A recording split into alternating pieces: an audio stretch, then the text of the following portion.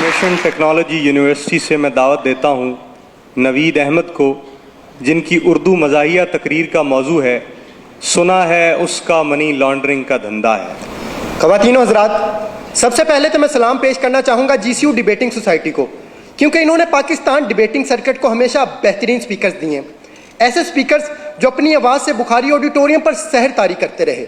आज भी आपके सामने ऐसे ही दो बेहतरीन स्पीकर्स मौजूद हैं। एक इस दीवार पे लगा हुआ है, दूसरा उस दीवार पे लगा हुआ है।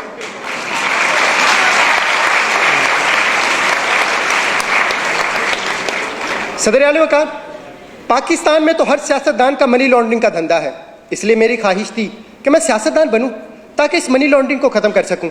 इसलिए मैंने सियासत के मैदान में कदम रखा, फिसल गया। मैंने फिर सियासत के मैदान में कदम रखा, फिसल गया। फिर मुझे एक बाबा जी ने कहा कि सियासत के मैदान में सिर्फ वो नहीं फिसलता जिसने बूट पहने हुए हो।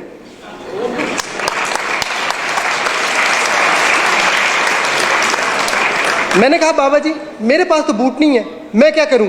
कहने लगे आपने घबराना नहीं है, तुम बूट पॉलिश कर लिया करो।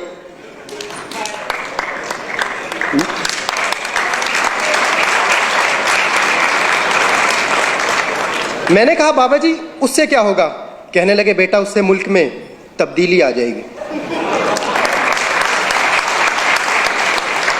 मैंने कहा बाबा जी क्या मतलब, वजाहत करें। कहने लगे बेटा वजाहत मैं कर दूंगा मगर तुम डिस्क्वालीफाई हो जाओगे, और हो सकता है डिस्क्वालीफाई होने के बाद लापता भी हो जाओ, क्योंकि वो नंबर 1 है। सदर आला वकार, कुछ ऐसा ही हुआ। कुछ दिनों बाद मैं लापता हो गया और उन्होंने मुझ पर मनी लॉन्ड्रिंग का इल्ज़ाम लगाकर जेल भेज दिया। जेल में मेरी मुलाकात एक निहायत शरीफ इंसान से हुई।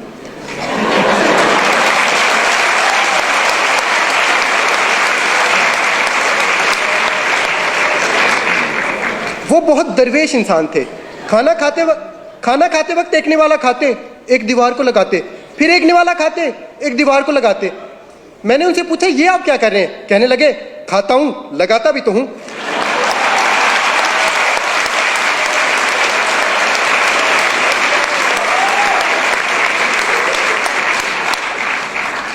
मैंने कहा बाबूजी सुना है आपका मनी लॉन्ड्रिंग का धंधा है, क्या आप इसी वजह से जेल में आए? कहने लगे नहीं बेटा, ये कहानी है 1990 की, जब मैं छुट्टियां गुजारने खलाई जहाज में बैठकर खला में चला गया।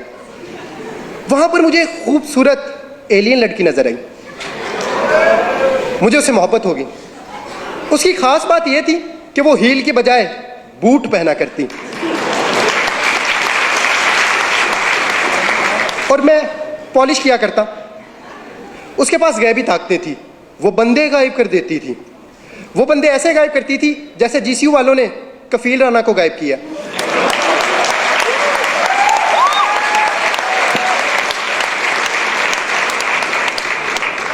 फिर मेरी सालगिरह आई और सालगिरह पे उसने मुझे कुर्सी दी। 2.5 साल तक मैं कुर्सी के साथ खेलता रहा, फिर उसने कुर्सी वापस ले ली। प्यार मोहब्बत का ये सिलसिला ऐसे ही चलता रहा कि 1999 आ गया। इस मरतबा उसकी सालगिरह आई और तोहफे में मैंने उसे बिल्ला दिया जो डरता वरता किसी से नहीं था। फिर मैंने उसे कहा चलो आओ कोई धंधा शुरू करते हैं। कहने लगी पहले मेरे एक सवाल का जवाब दो, अगर एक लड़की गाड़ी में बैठी हो तो उसे क्या कहेंगे? मैंने कहा गर्ल कार। कहने लगी नहीं कार गर्ल। मैं कहनी गर्ल कार। फिर इसी कारगिल के इशू पे हमारी लड़ाई होगी।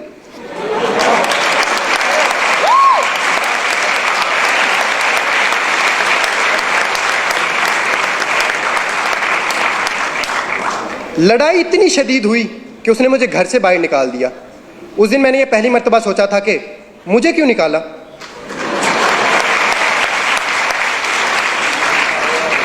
फिर वो 5 साल तक शुजात के साथ साइकिल चलाती रही।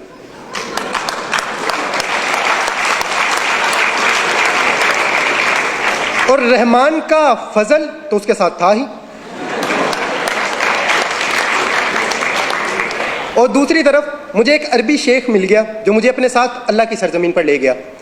फिर वहां जाके मुझे इस बात का अंदाजा हुआ कि शेखों की 2 इकसाम है और इनमें से सबसे अच्छी है मिल्क शेक।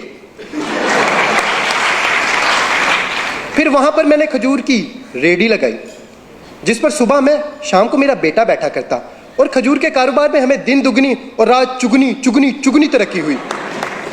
फिर मैंने मनी लॉन्ड्रिंग का धंधा भी शुरू कर दिया। खजूर का कारोबार इतना बढ़ा कि खजूर को जखीरा करने के लिए हमें लंदन में फ्लैट खरीदना पड़े।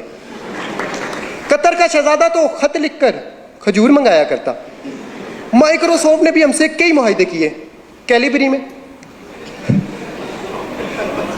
फिर मैं सारा धंधा छोड़कर घर वापस आ गया क्योंकि अब वो रहीम और मेरी तरह शरीफ हो चुकी थी। फिर मैं उसे मिलने गया और मैंने उसे कहा, थैंक यू रहीम शरीफ।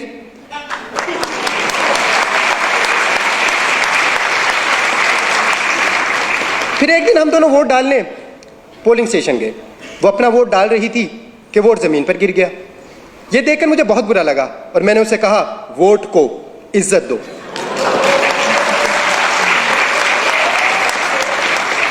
इस बात पर उसे गुस्सा आ गया और उसने मुझे कमर तोड़ जवाब दिया। मैंने उसे कहा, फिर उसने मुझ पर मनी लॉन्ड्रिंग का इल्जाम लगा दिया और उसे मेरी मोहब्बत को ठुकरा कर किसी और के पास चली गई। मैंने कहा, बाबूजी आप उससे इतनी मोहब्बत करते थे, उसके लिए मनी लॉन्ड्रिंग छोड़ देते। कहने लगे, कैसे मनी लॉन्ड्रिंग छोड़ देता, फिर मेरे बच्चों का क्या बनता, क्योंकि उनकी लंदन में तो क्या पाकिस्तान में भी कोई जायदाद नहीं है। और अगर मैं मनी लॉन्ड्रिंग छोड़ देता तो रोटी कहां से खाता। मैंने कहा, देखें रोटी का वादा अल्लाह ने किया है और सालन आप लंगर खाने से ले लेते। फिर कहने लगे, मुझे छोड़ने की एक वजह यह भी थी कि मैं मोटा था और अब वो हैंडसम के पास गई थी। फिर मैं हैंडसम से मिलने बनी गाला मैरिज ब्यूरो गया क्योंकि उनका शादियों का धंधा था।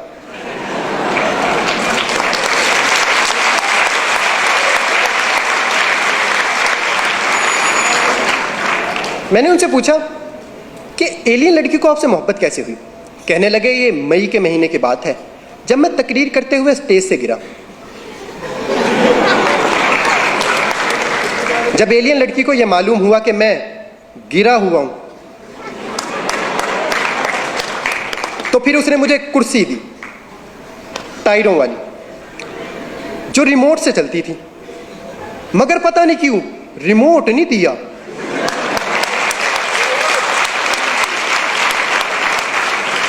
फिर वो 1 साल तक कुर्सी चलाती रही कि रिमोट की बैटरी खत्म हो गई। उसने चार्ज करना चाहा, प्लग दूर था, इसलिए फिर मैंने उसे एक्सटेंशन दी।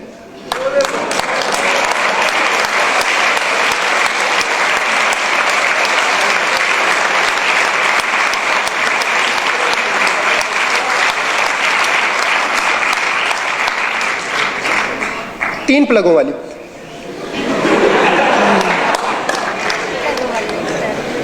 क्योंकि उसकी उम्मीद नाज का हमसे ये मान था कि आप सर्विस बढ़ा दीजिए। सर्विस बढ़ा दी गई। सदर आली वकार, अब तो ये आने वाला वक्त ही बताएगा कि एलियन लड़की रिमोट वाली कुर्सी चलाती है या फिर डीजल वाली।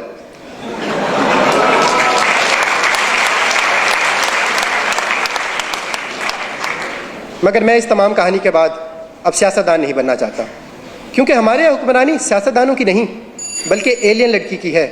वो जब चाहे जिस पे चाहे मनी लॉन्ड्रिंग का इल्ज़ाम लगाकर उसे कहानी से बाहर कर दे। और अगर हमें ये मनी लॉन्ड्रिंग ख़त्म करना है तो हमें अपना जमहूरी निज़ाम बेहतर बनाना होगा, क्योंकि इस निज़ाम से हमें अक्सर बेवकूफ़ सदर मिलता है। अगर आपको मेरी बात पर यकीन नहीं तो मिसाल आपके सामने है।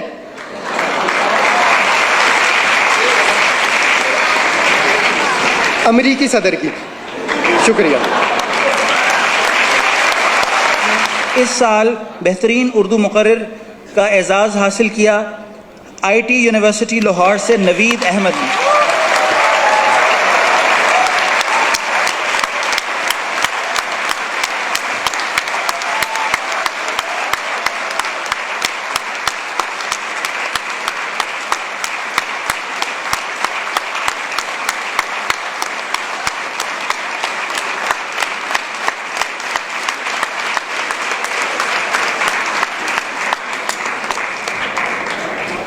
उनतालीसवें कुल पाकिस्तान अल्लामा Mohammad Iqbal bilingual declamation contest की टीम ट्रॉफ़ी हासिल की इस दफ़ा इंफॉर्मेशन टेक्नोलॉजी यूनिवर्सिटी लाहौर